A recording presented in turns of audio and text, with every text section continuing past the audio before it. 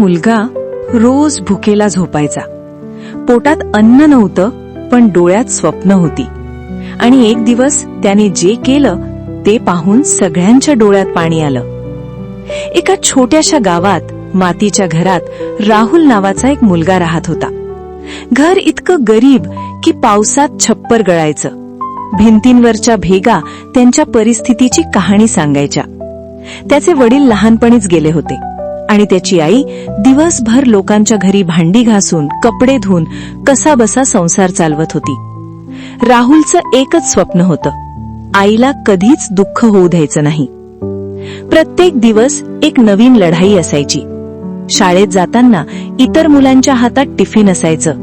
कुणी पोळी भाजी खात होतं, कुणी चॉकलेट, आणि राहुल फक्त कोपऱ्यात बसून त्यांना बघत राहायचा. त्याच्या पोटात भूक ओरडायची, पण त्याच्या ओठांवर एकही शब्द यायचा नाही. कधी कधी तो पाण्याचे 2 घोट पिऊन स्वतःला समजवायचा, आज पोट भरलं.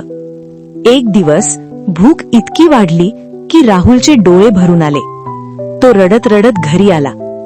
आई, मला खूप भूक लागली आहे. आईने घरभर नजर फिरवली, पण घरात एक दाणाही नव्हता. तिच्या डोळ्यात पाणी आलं, पण तिने ते लपवलं. ती हळूच म्हणाली, बाळा, आधी पाणी पी, मी काहीतरी करते. राहुलने पाणी पिलं आणि थकून झोपून गेला. पण त्या रात्री आई मात्र उपाशीच त्याच्या शेजारी बसून रडत राहिली. त्या रात्री राहुल अचानक जागा झाला. त्याने आईला शांतपणे रडताना पाहिलं. त्या क्षणी त्याच्या छोट्या मनात एक मोठा निर्णय झाला. त्याने स्वतःशीच म्हटलं, बस, आता पुरे झालं. मी आईला असं रडताना कधीच पाहणार नाही. मी काहीतरी करणार. मी गरीब राहणार नाही. त्याच्या डोळ्यात आता अश्रू नव्हते, फक्त जिद्द होती, आग होती.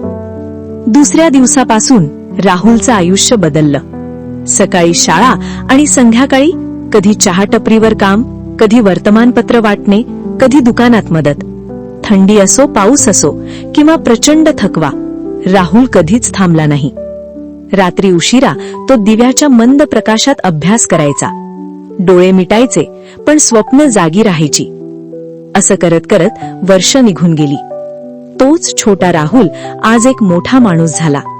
मोठं घर, स्वतःची गाडी आणि सर्वात महत्वाचं त्याच्या आईच्या चेहऱ्यावरचं समाधान. ज्यांनी कधी त्याला कमी लेखलं तेच आज त्याचं कौतुक करत होते. एक दिवस राहुलने आईचा हात धरला आणि हळूच म्हणाला, आई, आठवतंय का तो दिवस जेव्हा आपण उपाशी झोपलो होतो? आईच्या डोळ्यात पाणी आलं. राहुल हसत म्हणाला, आता तुला कधीच भुकेलं झोपावं लागणार नाही. दोघांनी एकमेकांना घट्ट मिठी मारली आणि त्या क्षणी सगळं दुःख, सगळ्या वेदना अश्रूंमध्ये वाहून गेल्या. जीवनात परिस्थिती कितीही कठीण असली, गरिबी कितीही मोठी असली, पण जर मनात जिद्द असेल, मेहनत करण्याची तयारी असेल, तर यश तुम्हाला थांबवू शकत नाही. कारण स्वप्न तीच पूर्ण होतात ज्यांच्यात लढण्याची ताकद असते. जर तुम्हाला ही गोष्ट आवडली असेल तर लाईक करा आणि सबस्क्राईब करा, कारण अशीच आणखी हृदयस्पर्शी गोष्टी आम्ही घेऊन येणार आहोत.